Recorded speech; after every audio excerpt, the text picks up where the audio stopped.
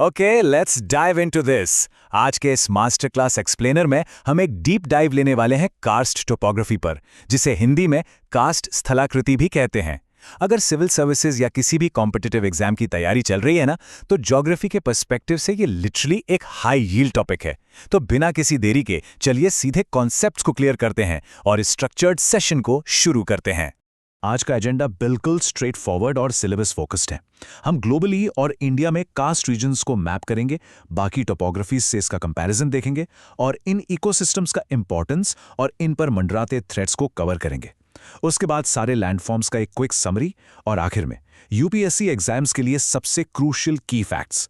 Basically source material का कोई भी इंपॉर्टेंट पॉइंट यहां मिस नहीं होगा। तो शुरू करते हैं सेक्शन 1 से, ग्लोबल और Indian karst regions. Preliminary exams में लोकेशन बेस्ड मैपिंग क्वेश्चंस बहुत फ्रीक्वेंटली पूछे जाते हैं, तो इनका ज्योग्राफिकल डिस्ट्रीब्यूशन एग्जैक्टली समझना बहुत जरूरी है। दुनिया भर के इन प्रमुख कास्ट क्षेत्रों की लिस्ट पर गौर करना जरूरी है। सबसे पहले ये जो टर्म है ना कास्ट, एक्चुअली इसका ओरिजिन स्लोवेनिया के क्रास रीजन से हुआ है। वहां की पोस्टोजना और स्कोचान केव्स काफी फेमस हैं और हाँ, इनमें से स्कोचान एक यूनेस्को साइट भी है। इसके अलावा चाइना का गुइलिन टावर कास्ट अपने स्टनिंग लैंडस्केप्स के लिए जाना जाता है और वियतनाम का हलोंग बे एक मरीन टावर कास्ट का ब्यूटीफुल एग्जाम्पल है, जो कि एक यूनेस्को वर्ल्ड हेरिटेज साइट भी है। क्रोएशिया की प्लित्विजा लेक्स में 16 रंजीन कास्ट लेक्स का समूह है और टर्की का पामुक्ले अपने गर्म पानी से बनने वाले ट्रैवर्टीन डिपॉजिट्स के लिए मशहूर है। ये सारी लोकेशंस एग्जाम मैचिंग के लिए एब्सोल्युटली क्रूशियल हैं।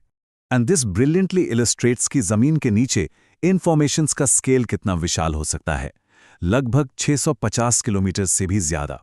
यूएसए के केंटकी में जो मैमथ केव सिस्टम है, वो दुनिया की सबसे लंबी गुफा है। ये स्टैटिस्टिक्स बिल्कुल माइंड ब्लोइंग हैं और दिखाते हैं कि अंडरग्राउंड केमिकल इरोशन प्योरली किस मैसिव लेवल पर काम करता है। अब हम इंडिया के कास्ट डिस्ट्रीब्यूशन को देखते हैं। मेघालय हमारा सबसे प्रोमिनेंट कास्ट क्षेत्र है, जहां क्रेम लेआल्ट प्राउ स्थित है, जो लगभग 31 किलोमीटर लंबा है और इंडिया की सबसे लंबी गुफा है। छत्तीसगढ़ में कोटुमसार और कैलाश केव्स अपनी सुंदरता के लिए बहुत पॉपुलर हैं और आंध्र प्रदेश की बोरा केव्स देश की सबसे बड़ी नेचुरल गुफाएं हैं। अब यहाँ एक मेजर ट्रैप है जो एग्जाम्स में अक्सर पूछा जाता है और इससे बचना है। महाराष्ट्र की अजंता गुफाएं। देखिए, अजंता गुफाएं बसॉल्ट रॉक में हैं और वो कंप्लीटली मैन मेड हैं। ये नेचुरल कास्ट फॉर्मेशंस नहीं हैं। ये पॉइंट हमेशा याद रखना है। चलिए अब आते हैं सेक्शन 2 पर, कास्ट टोपोग्राफी कंपैरिजंस।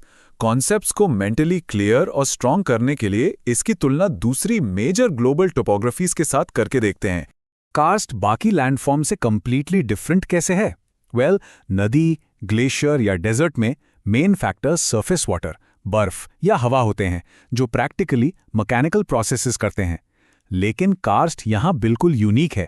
यहाँ ड्राइविंग फोर्स है अंडरग्राउंड वाटर, यानी भूमिगत जल। रॉक टाइप सिर्फ सॉल्युबल लाइमस्टोन यानी चूना पत्थर होना चाहिए और प्राइमरी प्रोसेस कोई मैकेनिकल इरोजन नहीं, बल्कि कार्बोनेशन नाम का एक केमिकल प्रोसेस है। यही वजह है कि इसकी सतह काफी रफ और अनइवन होती है और वाटर फ्लो नेचुरली सरफेस के बजाय प्रोडोमिनेंटली जमीन के नीचे होता है। So the crucial point is the difference of mechanism. Surface water जैसे एक फास्ट फ्लोइंग रिवर अपने फिजिकल और मैकेनिकल फोर्स से जमीन को काटकर वी शेप्ड वैली बनाती है।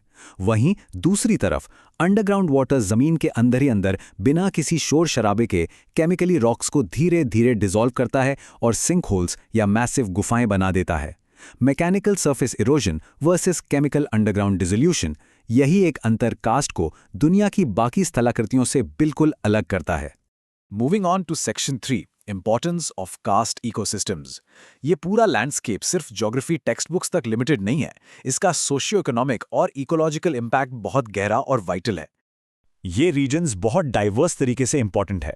वाटर रिसोर्सेज की बात करें तो पोरस लाइमस्टोन एक्विफर्स में ह्यूज ग्राउंड वाटर रिजर्व्स होते हैं।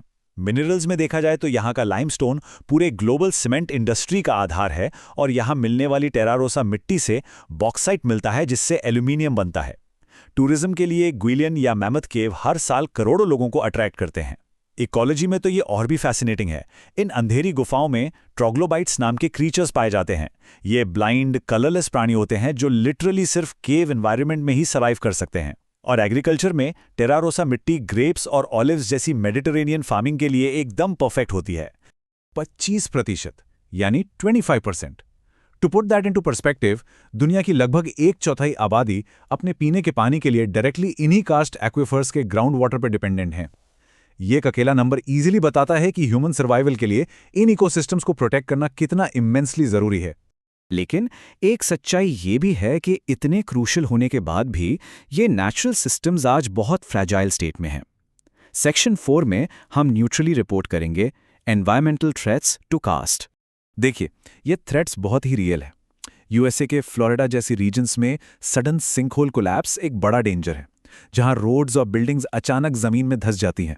बट सबसे बड़ा कंसर्न है ground water pollution. Actually karst aquifers में मिट्टी जैसा कोई नेचुरल फिल्ट्रेशन सिस्टम नहीं होता, इसीलिए टॉक्सिक केमिकल्स और कचरा अंडरग्राउंड नेटवर्क्स में बहुत तेजी से स्प्रेड हो जाता है। ऊपर से डिफॉरेस्टेशन और बढ़ते कार्बन एमिशंस के कारण एटमॉस्फेयर में CO2 बढ़ रही है, जिससे एसिड रेन और कार्बोनेशन का प्रोसेस अननेचुरली तेज हो गया है और चट्टानें और तेजी से घुल रही हैं। प्लस एक्सेसिव टूरिज्म प्रेशर से हजारों साल पुराने फॉर्मेशंस को काफी डैमेज पहुंच रहा है। अब टाइम है एक रैपिड रिवीजन का। Section 5 summary of karst landforms. Objective exams को सिस्टमैटिकली टैकल करने के लिए इन सरफेस और अंडरग्राउंड फीचर्स को इफेक्टिवली मेमोराइज करना एसेंशियल है। सतह यानी सरफेस पर बनने वाले लैंडफॉर्म्स को लिस्ट में देखते हैं। सिंक होल या डोलीन बेसिकली गोल गड्ढे होते हैं। जब कई डोलीन्स आपस में जुड़ते हैं तो एक बड़ा अनियमित गड्ढा बनता है जिसे ओवाला कहते हैं, और इससे भी ह्यूज, लिटरली कई किलोमीटर्स लंबा समातल गर्त पोलजे कहलाता है। ये इतने बड़े होते हैं कि इनमें खेती भी की जा सकती है। लैपिस या ग्राइक रफ जैगेड सरफेस बनाते हैं, जिसका एक्सीलेंट एग्जाम्पल आयरलैंड का बरन रीजन है। यहाँ घुलने के बाद बची हुई रेड ब्राउन मिट्टी टेरा रोसा कहलाती है। गुलिन के ऊंचे खड़े लाइमस्टोन पिलर्स को टावर कास्ट कहते हैं, और कभी-कभी ऊपर एक नेचुरल पत्थर का पुल बन जाता है जिसे नेचुरल ब्रिज कहते हैं। लेट्स मूव टू अंडरसाइड और देखते हैं कि ये विजिबल जमीन के नीचे कैसे बिल्ड होता है। अंडरग्राउंड फीचर्स की बात करें तो मेन है गुफाएं यानी केव्स, जो एसेंशियली खाली स्थान है।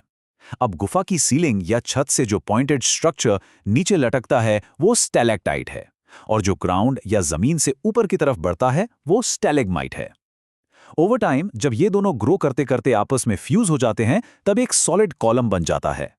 हेलिक्टाइट बहुत दुर्लभ और इंटरेस्टिंग है क्योंकि ये ग्रेविटी के अगेंस्ट किसी भी टेढ़ी मेढ़ी दिशा में ग्रो करता है।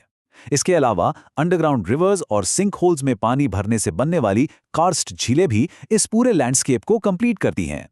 और अब पहुंचते हैं अपने लास्ट और सबसे हाई यील्ड सेक्शन पर, सेक्शन 6 की फैक्ट्स फॉर यूपीएससी एग्जाम्स। ये बेसिकली एक फैक्ट राउंड है जहां डायरेक्ट डेटा पॉइंट्स कवर होंगे जो कंप्लीटली प्रिलिमिनरी एग्जामिनेशंस के लिए क्रूशियल हैं। ये जो केमिकल इक्वेशन है ना, CO2 + H2O + CaCO3 gives CaHCO3 squared, ये अल्टीमेटली कार्बोनेशन का फॉर्मूला है। कार्बन डाइऑक्साइड और पानी मिलकर पहले कार्बोनिक एसिड बनाते हैं, और जब ये लाइमस्टोन यानी CaCO3 से रिएक्ट करता है तो कैल्शियम बाइकार्बोनेट बनता है जो पानी में इजीली घुल जाता है। ये एक सिंगल केमिकल रिएक्शन इफेक्टिवली पूरी दुनिया के कास्ट फॉर्मेशंस का मेन इंजन है। इस केमिस्ट्री को ज्योग्राफी समझने के लिए एकदम क्लियर रखना है। Now what's really interesting about this memory trick from the source material is कि ये बहुत सिंपल लेकिन सॉलिड है। स्टेलेक्टाइट की स्पेलिंग में C आता है, राइट? C फॉर सीलिंग यानी जो छत से लटकता है, और स्टेलेग्माइट में G आता है यानी G फॉर ग्राउंड, जो जमीन से ऊपर उठता है। इस सिंपल ट्रिक के बाद इन दोनों फीचर्स में कभी कोई कंफ्यूजन हो ही नहीं सकता। चलिए बचे हुए क्रिटिकल फैक्ट्स को क्विकली समराइज करते हैं। दुनिया की सबसे गहरी गुफा जॉर्जिया की वेरी ऑफ कीना केव है, जिसकी गहराई 2212 मीटर्स है। गर्म जल की स्प्रिंग से जो कैल्शियम कार्बोनेट डिपॉजिट होता है उसे ट्रैवर्टीन कहते हैं, जैसे टर्की का पमुकाले। आयरलैंड का लाइमस्टोन पेवमेंट असल में क्लिंट और ग्राइक लैंडफॉर्म्स का एक कॉम्बिनेशन है। और एक फैक्ट जो सीरियसली शॉकिंग है, इन अंडरग्राउंड फॉर्मेशंस का ग्रोथ रेट, ये 1000 साल में सिर्फ 0.1 से 10 सेंटीमीटर ही बढ़ते हैं। सोचिए, एक पूरी गुफा के फॉर्मेशंस को आकार लेने में कितने लाखों साल लगते होंगे। ये सच में जियोलॉजिकल टाइम को दर्शाता है। इस एक्सप्लेनर को कंक्लूड करते हुए यहां एक कॉम्प्रिहेंसिव मेन स्टाइल क्वेश्चन दिया जा रहा है। कास्ट स्थलाकृति क्या है? इसके निर्माण की प्रक्रिया समझाइए। What is karst topography?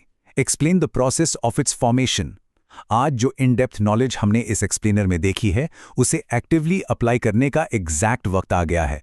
इस पर एक वेल स्ट्रक्चर्ड आंसर फ्रेम करने की प्रैक्टिस एग्जाम प्रेप के लिए आइडियल रहेगी। उम्मीद है कि इस सेशन से कास्ट टोपोग्राफी के सारे डायमेंशंस thoroughly क्लियर हो गए होंगे। तब तक के लिए कीप लर्निंग और अपनी तैयारी को और भी स्ट्रांग बनाते रहिए।